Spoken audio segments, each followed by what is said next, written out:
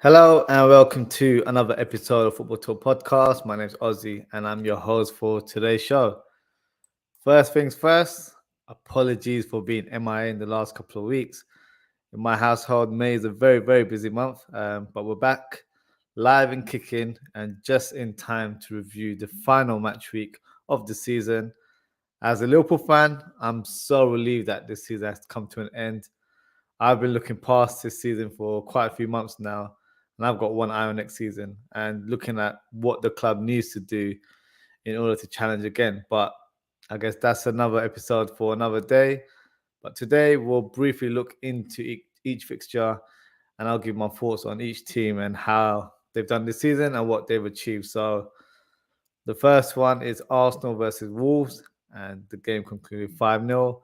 A nice way for Arsenal to end the season and give the fans some encouragement for the future. Now, let's keep it 100. Arsenal did bottle the league after having a 10-point gap probably a couple of months ago, I would say. And unfortunately, they've ended the season 5 points behind the champion, which is Man City. But honestly speaking, it's a tough way to lose a title. Trust me, as a Liverpool fan, we've experienced it a few times against this great Man City team. But for me, I think the club and the fans should be very proud of how the team have performed this season. Arsenal played some amazing football throughout the season, and a lot of people, in fact, didn't have Arsenal in their top 4 predictions. So, well, I did. I actually had Arsenal as a dark horse for the title, and I thought they would finish in 4th position. So, funny thing about this whole title race is that a lot of pundits are now disregarding Arsenal as title challenges for next season. I'm certainly not one of them.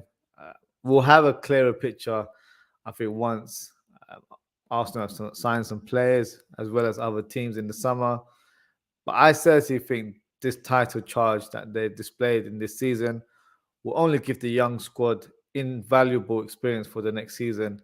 And I'm sure they will go again. They're also back in the Champions League, which is another thing for Arsenal fans to look forward to. In regards to the opposition, Wolves, they've had a mixed season. First half, I would say they were pretty poor. But since the appointment of Lopetegui, the team has played better football and they've finished the season in 13th, which is a decent overall finish. And they pretty much avoided getting into a relegation battle. So for me, the big question is actually about the manager, who has been linked with other jobs, including the Tottenham job right now. So that will be the key to their success next season, is keeping hold of this manager who is known for playing intricate football. So definitely one to look out for. Wolves signed quite a few decent players last summer on paper, but for me, none of them really lived up to the bill. So recruitment will be very important in the summer. I'm sure George Mendes is on the phone recommending some exciting talents from Portugal to the Wolves committee right now. So yeah, won't be surprised to see any players coming from that direction. On to the next game, Brentford versus Man City. So surprisingly so, I would say, during this match week, but the title was pretty much wrapped up. So there wasn't a huge importance in terms of how City played or from a standpoint for Man City. Unfortunately for Brentford, despite the win, they missed out on European football. But I think they've had a fantastic season. One of their star performers, Ivan Toney, unfortunately is banned for the next 8 months after being found guilty to betting charges. He's such a great talent. I hope the club stands by him and supports him during this difficult time in his career. With regards to Man City, they've simply been amazing so far. I always thought they would make a late charge and clinch the title from Arsenal. The experience and the squad depth was too much for the Gunners. Haaland had an amazing season, scoring 36 goals in 35 games, along with 8 assists. Now, that's some sensational stuff there. And in his debut season as well, I actually think he still has room for improvement in certain parts of his game, which is such a scary thought to have there. City are on a mission to win the treble. They face Manchester United this Saturday in the FA Cup final, and then they face Inter Milan on the 10th of June in Istanbul. Now, the big question is, will they win the treble? I don't think they will. I think the game against Inter Milan, I'm not sure why, but something tells me it's not going to be as straightforward as it seems, and we could be in for a surprise. But nevertheless, exciting couple of weeks for City fans and even us neutrals, as I'm looking forward to watching the two finals that are coming up. Next fixture, Manchester United versus Fulham. They beat them 2-1. Now, I've had a lot of United fans getting on to me in regards to my top 4 prediction video. Just want to say, calm down. It's just a prediction. It's not something that was gospel or something that I said would definitely happen. I was going off by Liverpool's form. That draw against Villa did not help. So it is what it is. But well done to Manchester United for finishing third and above Liverpool, I guess. That was the target from Ten Hag. So just let us know when the parade is in regards to that. Another team that makes its return to the Champions League. I've seen a lot of United fans and content creators mocking Liverpool with being in the Europa League. Now, all I have to say is don't worry, we'll see you there in January, as you probably get knocked out in the group stages, and we'll both be singing that Thursday night anthem for Europa League. So looking forward to that. In terms of Fulham, they had a great first half, I should say, of the season, and looked like they were actually challenging for European football. But regardless, they ended the season in 10th. And coming from the Championship, I think that's a great achievement in my eyes. And I'm sure a lot of Fulham fans would agree. I'm sure they're looking forward to next season as well. The next fixture, Newcastle drew to Chelsea. They were trailing in this game and managed to nick a point. But for Newcastle, finishing 4th is a fantastic achievement. And I think it brings their master plan forward by a few years. And I'm sure they weren't expecting to get Champions League qualification anytime soon. So you have to give a lot of credit to Eddie Howe and the coaching staff. They've been fantastic this season. And for me, one of the best managers overall. The summer is going to be an exciting one for Newcastle fans.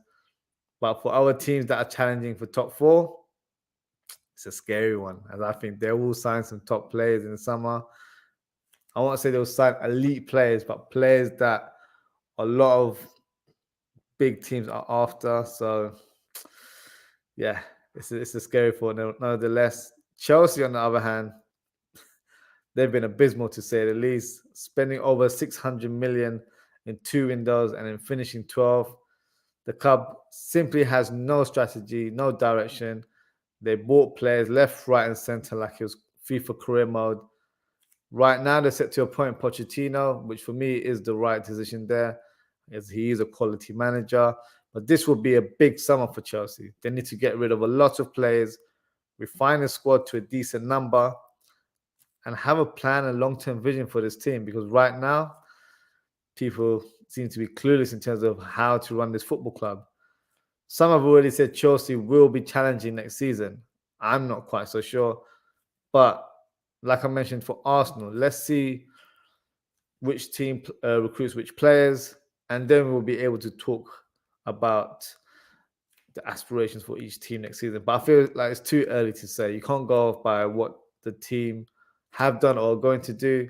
Once players haven't been signed, we can't really say much. So I'll just say hold off in terms of predictions for next season right now. Aston Villa, they managed to clinch the win against Brighton. And what a result that was. And for Unai Emery and his boys, they'll be playing in the Europa Conference League next season. And that's a great achievement considering where they were earlier this season. At one point, they were really struggling to be in the top half. So the appointment of Unai Emery has been a masterstroke nonetheless. One of the most informed teams, I would say, in the second half of the season. And Unai Emery deserves all the flowers. He's been one of the best managers alongside Eddie Howe, in my opinion. Brighton, what an amazing season they've had as well. After Graham Potter had left the club, especially from the outside, I wasn't so sure in terms of how the team would cope. Would they be able to recruit the right manager to take them forward? And they've certainly found a man in De Zerbi who has certainly elevated his team even further. They've played some spectacular football. They have some great talent in their team. Some players will be departing, such as McAllister and Caicedo, but their recruitment philosophy is out of this world. So I'm sure they'll be unearthing some hidden gems very, very soon. It's the first time the club have qualified for European football. So exciting time for the Seagulls there. The next game was a bit crazy to say at least. Southampton 4, Liverpool 4. Neither team wanted to defend, and it was all attack, to say the least. Unfortunately for Southampton, they'll be playing their trade in the Championship next season. If they manage to keep some of their best players, I think they'll have a chance of coming straight back up to the Premier League. They're set to appoint Russell Martin from Swansea. And I think Southampton in general are a well-run club. So they have the facility to make a return very soon. Suleimana, who's a player I've been raving about since the World Cup, showed his true talent yesterday. It's a shame he wasn't able to do that throughout the season or was given the opportunity to do so. If he stays at the club, it would only strengthen their position to return to the Premier League in the near future. Liverpool, on the other hand, as I mentioned at the top of the show, thank God the season is over. Yesterday was a true reflection of how the season has been for Liverpool. Attacking wise, we have some great players, but the midfield lacked energy and the defense was simply all over the place. This summer is a big one for Liverpool. If FSG do not give Klopp the funds to invest in the squad, we could be heading to a downward spiral, in my opinion, as this team needs some fresh faces and it just needs a new life in terms of new players into the team. Speaking of players, I think Liverpool needs to sign at least 4 players, and number 6 is a must. We've recently been linked to Southampton's Lavia, a talented player, but for me, not quite ready to make an impact in the team straight away. I would also say they need to sign a couple of centre mids. Strong reports suggesting McAllister is set to join Liverpool. Until I don't see him holding his shirt, I won't make any further comment, as he's been strongly linked to City as well. So I'm not getting ahead of myself. I'll wait until the announcement is official. I think Liverpool should also look into signing a left-sided centre-back, especially if we continue to play this 3-2-5 formation. Another thing, if Trent becomes a midfielder, a new right-back could also be an area to strengthen. A bonus signing for me would be a right-sided winger to cover Salah, but I'm being greedy there as FSG. As owners, they always recruit the bare minimum. So a lot to look forward to Liverpool. Depends how you look at it. A lot of fans do not have much hope, especially with FSG as our owners. I feel like we just have to wait and see how it goes. If we recruit 3 to 5 players, I think we could be back in the fold again. But at this stage, I don't have the most sort of optimism with regards to recruitment. Only time will tell in that regards. Everton managed to clinch an important winner thanks to Doucouré after he won the strike that smashed the ball into the back of the net. That goal was worth more than anything you can believe. It helped Everton secure Premier League status for another season. Bournemouth, despite the loss, finished the campaign in 15th place, which is still a good achievement for the team, as most of us, I'm sure, had Bournemouth as one of the teams that were set to be relegated. So they've definitely beaten the odds there. Leeds United were unfortunate to lose 4-1 against Spurs, and that defeat puts them back into the Championship. So much has gone wrong at the club. Questionable appointments of managers. Every manager that they appointed had a different football philosophy, and none of them were really given time. So when that comes into fold, it was always going to be a big ask to avoid the drop. The appointment of Sam Allardyce was a terrible one from the start. They had no chance with a person whose ego is larger than life. Spurs, on the other hand, no European football after another disappointing campaign. Their task is to find the right manager. But at this stage, it looks like no one wants a job. So it will be a difficult few weeks to try and find the right person. Last year they got the Wolves manager, Nuno Santos there, but that didn't work out, so they have to be very careful in who they appoint. Crystal Palace drew against Nottingham Forest. I think in terms of the talent that was on show, we were certainly witnessing the future of Crystal Palace in the form of Elise and Eze. They must stay at the club if the team wants to go forward, as they are amazing talents, and I've been raving about them all season as well. Nottingham Forest is lethal hitman. Owonyi scored in 4 consecutive games, so he'll be wanting to continue this form into next season, as he's become more accustomed to the league now. So next season, I think he will have a big impact in the Nottingham Forest team. So that concludes our review of match week 38.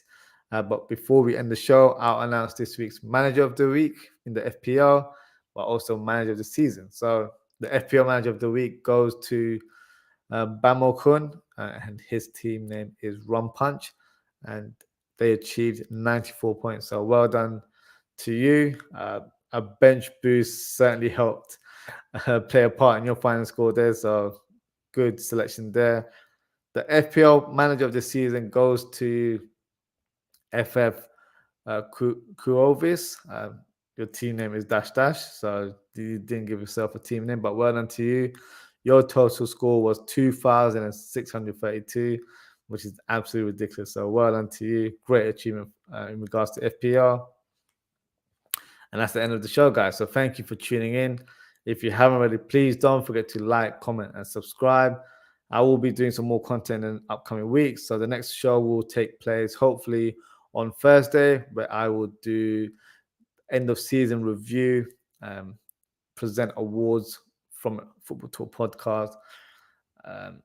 And then from next week onwards, we'll probably do more transfer related content. So I plan to do a weekly show just to cover up all the transfers, not just Liverpool, all the Premier League teams, transfer speculation or players that they sign, give my thoughts and opinions on that. So make sure to follow me on social.